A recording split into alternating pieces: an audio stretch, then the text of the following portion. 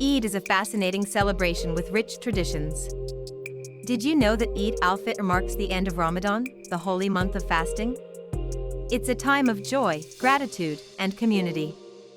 Families come together for festive meals, often starting with a special dish called sheer kurma, a delicious vermicelli pudding. Another interesting fact is that Eid is celebrated differently around the world. In Indonesia, the largest Muslim-majority country, it's known as Lebaran, and people often wear new clothes to symbolize a fresh start.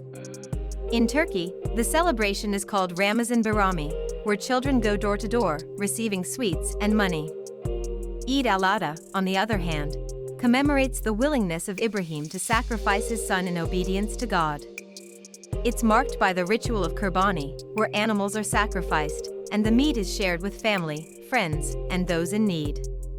Eid is not just about feasting, it's a time for reflection, charity, and strengthening bonds. It's a beautiful reminder of compassion and community spirit.